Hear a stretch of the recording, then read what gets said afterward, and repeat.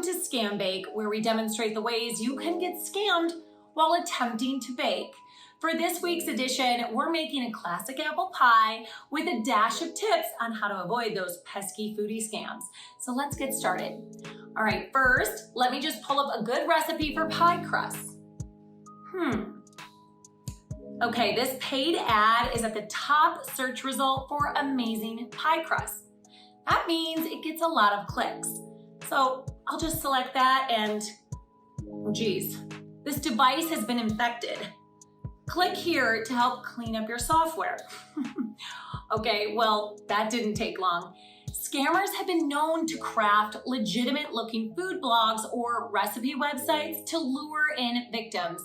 They can purchase ads on reputable sites with their tasty teasers, hoping someone will take the bait, like I just did.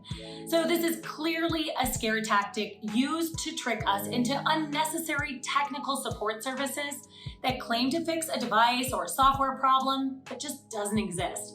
So let's go back and try another recipe.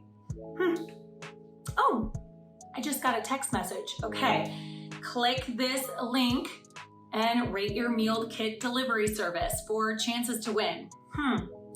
Okay.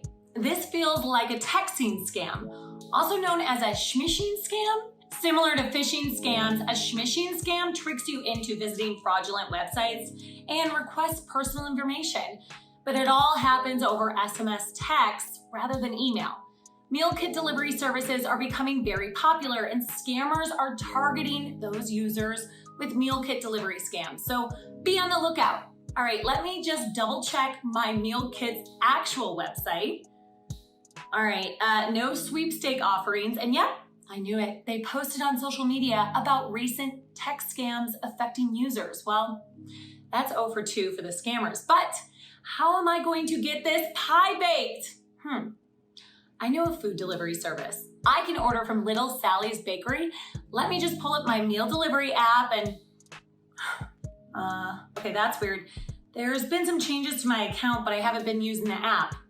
I knew I should have monitored my account better and changed my password to make it stronger. Delivery apps typically require login information to access services. With a weak password or with information exposed from a breach, scammers can find their way into these accounts, using your financial information for their late night snacks. So keep these apps protected with strong passwords and any additional security protections on the app that they may offer. All right, well, there you have it. The reason we can't have nice things.